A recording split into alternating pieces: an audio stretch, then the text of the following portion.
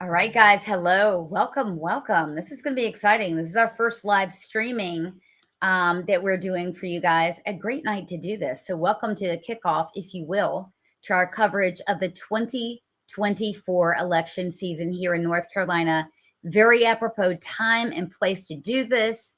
Margo is going to join us in a second from the NCGOP convention. We have it every year in Greensboro. So, welcome to all of you guys. I know a lot of you guys have called me, texted me. You're at the convention. You're going to be watching this. I'm Sloan. For those of you who don't know me, I've spent nearly a decade covering politics as a journalist, also specifically education and grassroots organizing with Ed First Alliance, also getting people elected up and down the ballot. And joining me tonight is an absolutely brilliant activist, very powerful in the grassroots, also in the GOP, actually. She has been a TikTok journalist. Yes, there is such a thing, believe it or not. She's got over 100,000 followers that rely on her for news all the time. And she is the hostess of a very riveting and engaging political discussion every morning on this very platform on X, every morning. And it's called Punch Bowl. In addition to Assembly X, which is another political discussion she hosts. I've seen up to 6,000 people in there on that bad boy. Welcome, Margo. How are you, dear? Hey, Sloan, how's it going? We're in terrible lighting, but we're doing great here at the NCGOP convention here in Greensboro. Doing great, doing great. So tell me, what events have taken place today? So today they did the Rules Committee and part of the platform. And apparently the platform piece was not expected to happen today. It was supposed to happen tomorrow, but some of it was worked on today. And I wasn't in that session, but apparently it happened. And then now they're doing the VIP dinner, I believe, with Eric and Laura Trump. And Okay. then afterwards, there will be, I think, suites open with Mark Robinson has a suite, Hal Weatherman has a suite. I did hear that there was some vigilantes that came to the convention. A couple of Democrat veterans tried to storm through the back door, and they were stopped. But there was that happened as well. Okay. So they stormed, and who were they looking for? Anyone in particular, or just looking to raise a little bit of hell? I think that the latter, but it looks like we had a couple guys, Roger Farina, Butch Cons. They met him at the door, pushed him outside, and had a discussion with him, tried to simmer him down and get him out. But they did try to make some noise. Okay, so a little bit of drama. You know, we said that we were going to have a little bit of drama, and we're going to review a little bit about that tonight. But first of all, I want to talk about what you and I have eyed coming up here. We have a special engagement, a limited time that we're going to be launching a show and a podcast. The podcast is called NC Political Tea. It'll start on June the 3rd. So not next week, you guys, but the following. Every Tuesday and Thursday night at 8 p.m., we're going to talk about, we're going to take a deep dive. So it's going to be polls. It's going to be looking at every single race from Murphy to Manatee. And it's going to be Manio. It's going to be going over everything. I mean, there's nobody out here, Margo, that's doing this from a conservative perspective or grassroots perspective. There's a lot of stuff going on. So a lot of times in the mountains, you guys don't know what's going on in Guilford, Forsyth, etc. And we're just kind of flying blind, right? I think that's intentional, Sloan. I think that the areas are very divided in their political views and also in the information that's received from the General Assembly, from each other. And I think sometimes it's intentional. It keeps us kind of isolated. But I'm glad we're bringing this together because what happens in Western North Carolina is as important as what happens in Eastern North Carolina, is as important as what happens in Raleigh or Greensboro or Charlotte. And we have to be able to cover the state from end to end because things are happening that affect all of us in different areas of the state. Mm-hmm. Yeah. And we're going to dive into some real issues and some real drivers that send people to the polls. I mean, it's, a lot of folks say that it's very different in the rural areas in terms of what the messaging is. I mean, we're going to get down into it, you guys. We're going to look at candidate messaging. We're going to go over all aspects of particular campaigns. And really, safety is emerging as a big issue. How big of an issue, we don't know, but that's the whole point. We're going to be talking to people on the ground during this entire campaign season. In addition, you brought something up a second ago with the legislation. you're right. We're in short session right now. And if you are not digging into the laws that they're proposing and into the budget, et cetera, you're likely to miss things. And unfortunately, we have a very few amount of honest media outlets that are telling us what's going on, and they certainly aren't getting both sides of the issues. Well, I think additionally, we're in the information age. It should not be this hard. It should not be this hard to discern what is going on in your own government and to even have your government say, hey, look, we're not going to let you have public records requests to understand some of the things or discussions that went on behind the scenes to get to this vote. And to me, if we don't start doing things like this, we're going to get lost in the shuffle and we're not going to be able to be informed fast enough. And honestly, it happens on a daily basis. Things change. Good example, the mask bill. Everybody thought it was a sure thing, and now all of a sudden they're starting to back down on that. Yeah. Yeah. And guys who are just tuning in, there was a bill that was put out there by the Senate a couple of weeks ago. And the thesis was that since there are so many folks that have taken, well, folks, really criminals that have taken advantage of this masking law and easing up of it, we've seen obviously campus protests that have been happening with Hamas supporters. But we've also seen things like, robbery, B&E, et cetera, where you can't identify the perpetrator with a mask on. And, one of the Republicans in the House took issue with it, and now the whole thing's being redone. And to your point, hearing the same thing that both, chambers might be walking back on this common sense bill to keep people safe. Absolutely. And I think it's, listen, there's a reason there's a federal law for the ADA, Americans with Disabilities Act. That should be covered. If you have a terminal illness, an autoimmune compromise issue, that should be covered under the ADA. There should be no need for the state to step back in and try to amend the law that was going to be put forth. But I think there's some short-sightedness, and I think there's a lot of pressure being put on, and I think people are collapsing because November's coming. Mm-hmm. Right. And there's a lot of political pressure that's going on. And I think, unfortunately, some of our people in the House, especially, are getting weak kneed about some common sense things. I mean, safety is an issue that Republicans, if you're listening, that's an easy A. That's a bipartisan issue. And the Democrats, quite frankly, are beyond weak. I believe it's intentionally allowing chaos to take place if they're not starting it themselves. So another thing, just on a side note, I wanted to make sure you heard this part. So today they're looking over the amendments or resolutions that are going to be coming up, and one of them is the support to the resident citizens of North Carolina being legal citizens of North Carolina and naturalized citizens being able to vote. And Michelle Nix, the North Carolina GOP secretary, said, I'm not a citizen of North Carolina. I'm a resident. Unfortunately, I don't think she understands how those words work. So she's not supportive of it.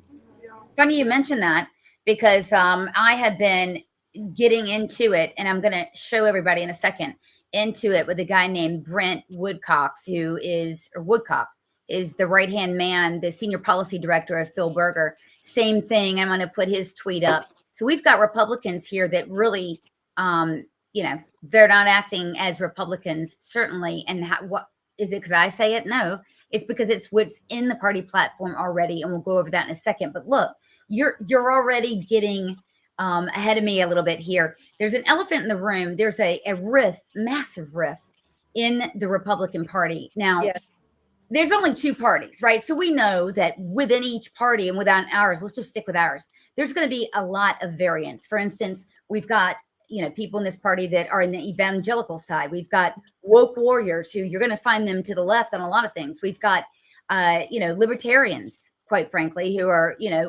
permeating the party. So we've got different strains, but we should all be united on this one thing.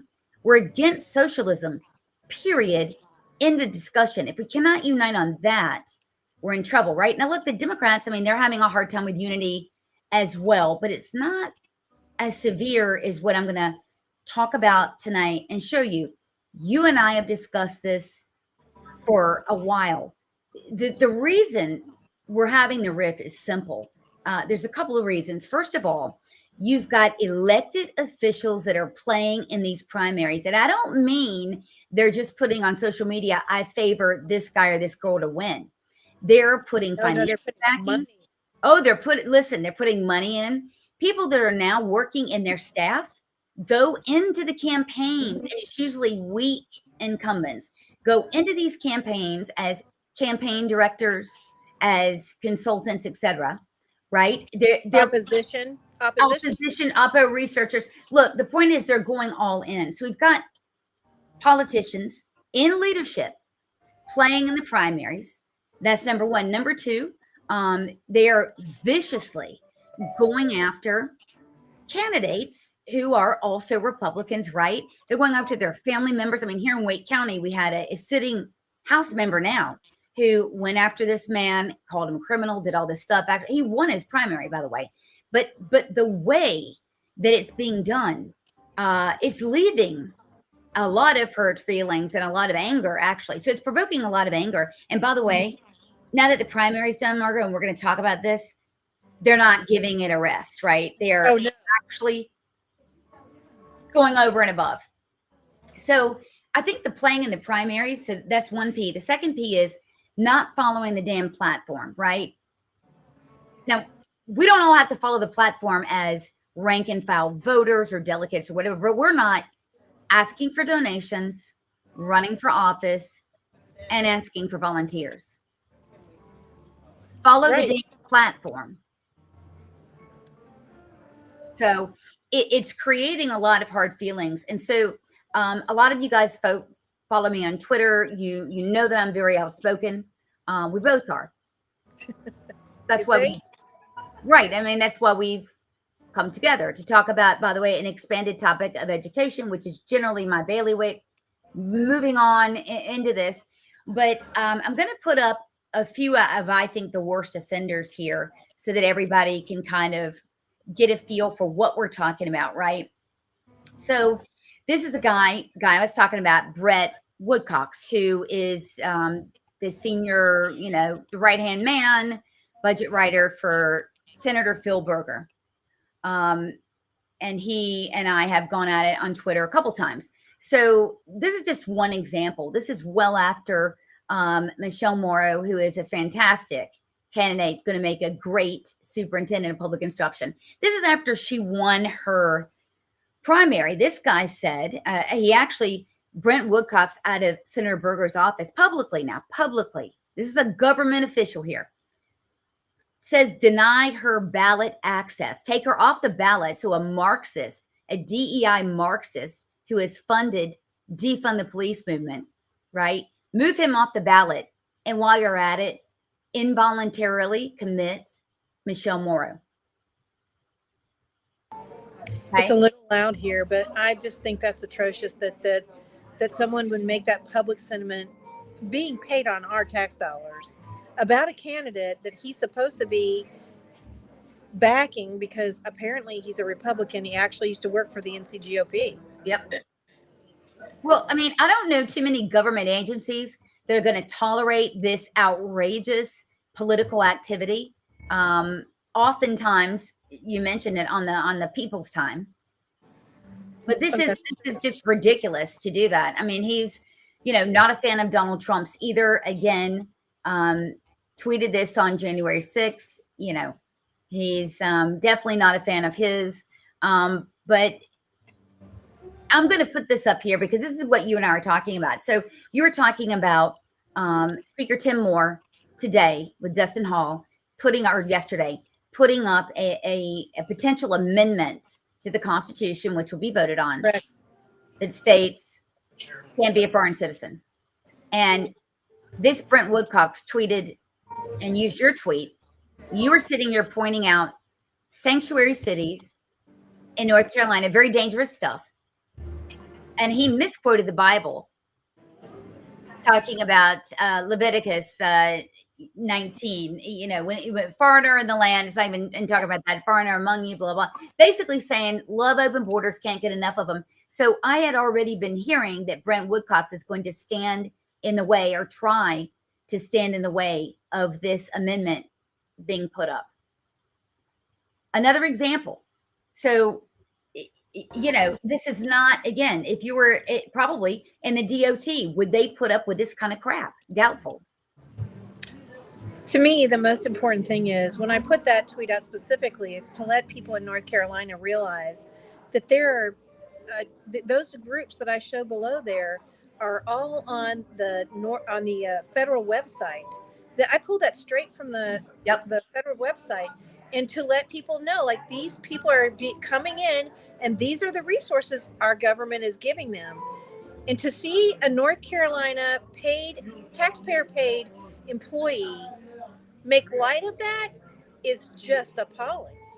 Right. Well, that's another point.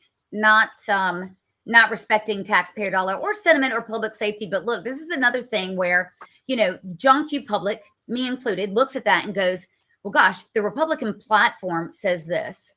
This guy is the right-hand man of the leader, the de facto leader of the Republican Party here in North Carolina. And he's pushing something else completely different. Not acceptable. Shouldn't be done in government time.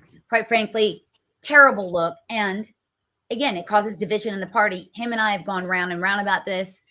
He's a bully. He's disgusting. That's who he is. Next, here's another good example. This guy is nuts, actually. Joey Stansbury works for Senator Todd Johnson, and he has created multiple alias accounts, going after great groups, Moms for Liberty, NC Values Coalition, usually attacking women. I'll be honest with you, but viciously attacking, by the way, for no reason. Again, and a candidate who's been elected, Michelle Morrow, suggesting here in a post, this is one of his accounts that he has his name on, disparaging her. Kelly Rogers Mann, who's coming up next, they're going back and forth with this. But again, for no reason. Michelle lived in Mexico City for 4 years. She was a missionary. She had 3 children in Mexico City. She speaks fluent Spanish. To suggest that she doesn't like Mexicans is a little weird to me. And how does he know that? You know what I mean? That's the part I don't like, is they assume a lot of things just on the context of something they've The Democrats. Yeah. Well, here he goes and attacks her looks, saying basically, here she was in one picture, here she was in another with different lighting, and because she doesn't think that she looks good or something, she should not be the superintendent. I mean, this guy is insane. And again, he has been extremely abusive. He's been reported multiple times to Todd Johnson. The senator's done absolutely nothing about it. I mean, his constituents are in a very red group. And look, the base of the party, this guy's giving the middle finger to the base of this party, the base of the party that put his boss in office, and it's working their tail off to get Morrow in, along with everybody up and down the ballot, cancel a state, on up to the White House. Atrocious. Yeah, just a way of giving the middle finger. And here he goes with Moms for Liberty. Moms for Liberty, wonderful group. I mean, a lot of energy obviously has been coalesced around our schools. No one knows that better than me. And he's saying they're dumb. Again, it seems to be pointed all at women. Terrible look for the GOP. And again, a middle finger to the base. Should not be happening. Kelly Rogers Mann, you'll see this again. John Emenchukwu. Oh my gosh, he went after John? He's gone after Pastor John quite often. You may know Pastor Emenchukwu from, goes to school board meetings a lot. He's with TPUSA Faith. Excellent speaker, excellent advocate for our children. A pastor. Goes after NC values as well. It just, look, if this were a Democrat doing this, I think all of us would be up in arms, right? This is not acceptable. You don't want to be a Republican, right? And call up Todd Johnson's office and complain about something and have this guy answer the phone, try to help you. Correct. And last, Kelly Rogers Mann. I'm very surprised by her. She used to work at Locke Foundation. She has been active here in school board things. Funny story, Kelly, who I really have met once or twice, has accused me of breaking into her home What? when she's on vacation and killing her dog. This is how far these government workers will go to smear good candidates and everyone associated with them. So Kelly Mann is here saying Michelle Moreau's terrible, doing this on company time, by the way. In other words, paid by John Q. Public. Moreau's terrible. Mo is terrible. Now, bear in mind, Kelly has I've known this, has always supported Michelle. But I guess now that she's in the General Assembly and she works for Senator Vicky Sawyer, I think Vicky Sawyer is in a plus 11 Republican district. So another middle finger to the base, right? Doing this publicly, you would expect this from a Democrat. This is ridiculous. No Mo, no Morrow. She's actually advocating for don't participate in this election. How do you work in Republican government and act like that?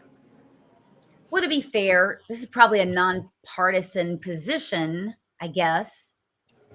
But it's still, you're mindful of who brought your boss into power, right? Who brought your boss into power? And yeah, not good. I mean, she's going on and on. I could go on and on, but here's the point: is that these three in the Senate seem to be hell bent to take our good candidates down. Now, after I put this up, I was critical of the mask bill and Aaron Pare going against it. I'm also, shouldn't surprise anyone, very critical of Medicaid expansion. I'm very disappointed that our party backed it. I've received threats from this Joey Stansberry. And so here's the truth, right? I'm going to tell you guys the truth is that, you and I, we can take criticism, right? We can take the threats, we can take all that. But when these people, and this is how they work, any citizen that comes out and criticizes a legislator, they're liable to be smeared and threatened. Oh, yes, true. Very true. I'm sorry, Sloan, it's getting really loud over here. There's an NCGOP event happening across the way, and apparently it's just getting ready to happen. That's great. Tell us what's happening.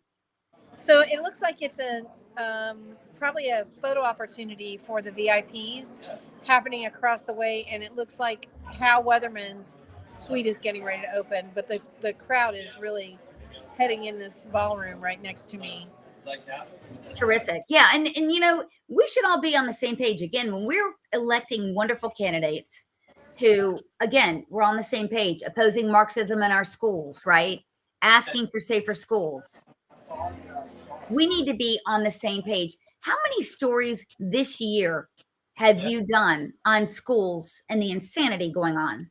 Well, and what is so surprising is how isolated it is from area to area that people don't know across the state. The school, the newcomer school in New Hanover, where the superintendent, a Marxist, decided to close the special needs school, a public school, and open a newcomers facility for illegal aliens. Most people in North Carolina didn't know that story. And then if we talk about Leah McGee, whose son was suspended from a public school for asking the context in which he should use the word alien, and he asked if it should be illegal alien with a green card, and he was suspended for 3 days for racism. People don't know the stories. So, and you just pointed out something exactly like what we're talking about. This is a mom in Davidson County. Davidson County is thought to be conservative, right? So you're right. Nobody would have known that.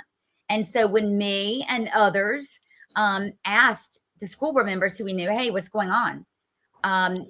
They smeared this wonderful woman who 10 years ago, okay, she did time for drug possession. Totally turned her life around. She's helping minister to others, just the kind of person you'd want to be a neighbor with, coworker, etc.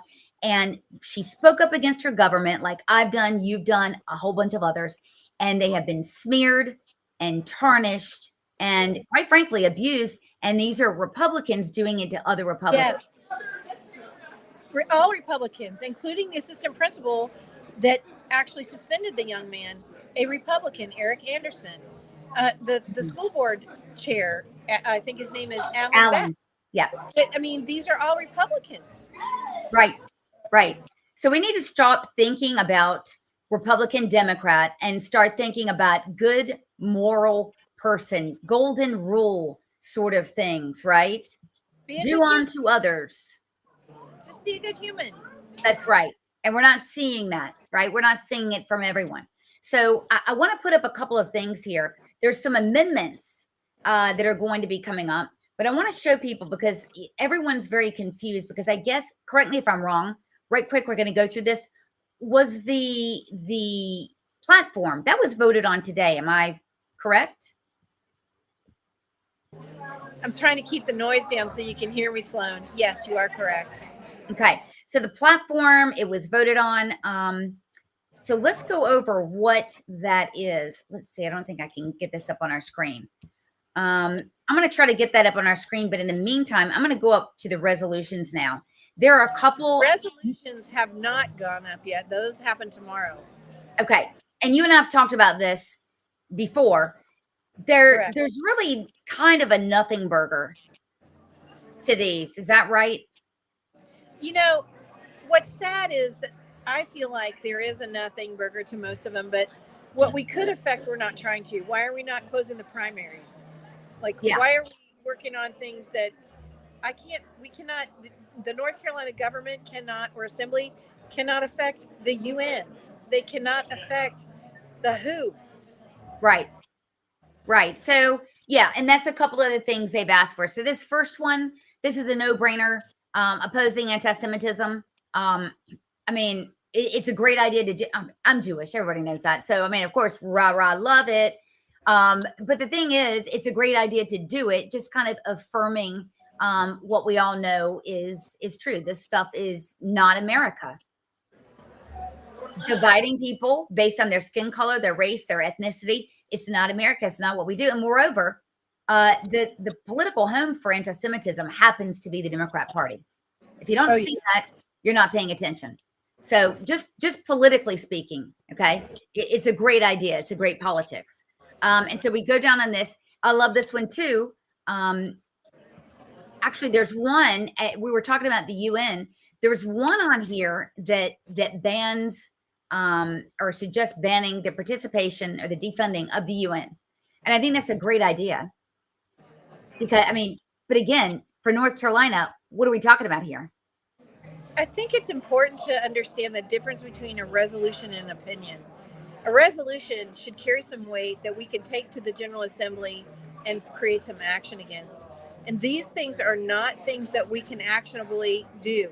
What you're asking for as a resolution, as an opinion, which is really, it's nice you have that, but frankly, it's not going to move the needle for any of us. Right. Closed primaries would be a very, very big deal. I would love to see that. Yeah. Disappointed that wasn't one of the resolutions, honestly. It wasn't, but let's talk about this election reform resolution. Tell us about that. Okay, I can't see it, to be honest with you, and it's very loud here. So if you can help me out just a little bit with what it says, I'd appreciate it. Yeah, okay. Well, there's a couple of them having to do with election reform, but it's the voting in person on election day. Okay. Right? Yeah. It's not just voting in person on election day. It's also making sure that we don't have drive-by voter, instant, get your instant ID and get in there, because there's no way to really do verifications. That's one part of it. I think that's a significant issue. But I think North Carolinians are starting to see now that using driver's license DMVs to get your voter ID at the same time you get your driver's license is not working out as well, because we know for a fact that there have been illegal aliens that have been classified as citizens that have been able to vote, over 4,000 of them that we know of this year. So that's one piece of it. And I think the other piece of it is ensuring that the exemption form that is being able to be used for voter ID is repealed. That needs to be done. The exemption form, which basically says you can lose your ID and just you don't have to have an excuse and not show up with an ID and still be able to vote. So why have a voter ID law? And let's talk a little bit about what's going on in the college systems, where they're now able to use their college IDs to vote. And what's the identifier on that college ID that you live in that particular precinct, much less in that county? What about in the country with F1 visas? I mean, there's a Correct. ton of those, right? And so you're having an ID, and then depending on where you are, I would imagine Chapel Hill, Durham, places like that, they're willing to overlook.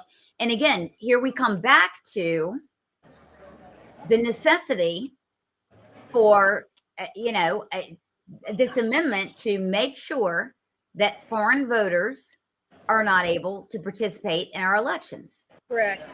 I mean, I don't know why that's so hard. Now, politically speaking, brilliant move. I think it's supported by over 78% of all voters, right? I think the hope is that this is going to generate some turnout for Republicans. Great move. I think also Mark Elias is completely against this. He's like, it's already in the Constitution. Here's the part they leave out. Right now, federal employees and most North Carolinians do not ask, are you a citizen? So unless you ask or we make it part of the law, there's no requirement for them to know. Yeah. Okay. And so I don't know how that would be enforced, overseen, whatever. There's a lot of, talk about that. I mean, obviously a law is as good as the paper it's written on. We already have too many laws and we don't have anyone enforcing them. So, I'm curious to see how they're going to lay this out, how it's going to go out. We got to vote on it first. Seems common sense to me. I think tomorrow is going to be an interesting day, alongside the amendments that are going to be voted up and down on, or or edited and revoted on. We also have RNC delegates, and there's a lot of controversy around that because of the way the process is run. So stay tuned. We have more to talk about, I'm sure, next week. Yes, definitely. I want to go over this emergency powers one as well. So the limited government, et cetera, emergency powers, we know what happened with Cooper during the lockdown, et cetera. I think this is too little too late, to your point. But, a lot of this stuff happens behind the scenes, that we don't know about. Maybe it's a Council of State, something going on during the time of shutdown. What does this all mean, and why is this important?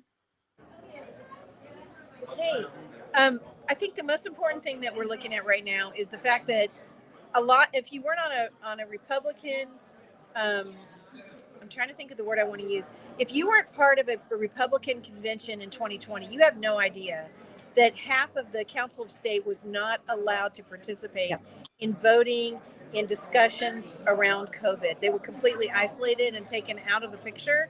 And I think we're trying to find a way to create a bridge in power about the Council of State to make it work more effectively, because clearly Dale Folwell felt it. I know Dan Forrest felt it. A lot of people on the Council of State were left out on very important issues. Right. There has to be a push for that, though. And so right. I think these amendments, though, what it does do is it allows Republicans who we find out are not going along with these a method by which to censure them. Correct. As we did with Tom Tillis last year. It's important. Correct. Oversight is critical. And I'm telling you, people are getting burned out and pissed off because the rules are there, the platform's there, people aren't following it. We've got to do a better job. You're seeing a lot of people. You're looking at a lot of people. Can you show us who's there? Show us the crowd. Well, it's funny because Matt Mercer, who is the NCGOP, That's right. He just literally walked by me and he stepped away. I was going to go see if I could grab him. I think he didn't realize that I was on this, so I think he walked away. But I really wanted to introduce you to him, because if he has a second, I'd really like to make sure that you get a chance. Doing a great job. Yeah, doing a great job. Communications for sure. Sloan has we have a right now we're doing our podcast. Matt, I was just singing your praises. We wanted to talk about how things are going since you took your new role, and what have you seen in this event so far that you find interesting and worth pushing out to the public outside of North Carolina on X or other places? Yeah, I would just say that we're focused on focus on winning. Since I took over at the party, I feel like we've been able to really pack a punch and really go after the Democrats and what they're doing and calling them out and highlighting our great candidates.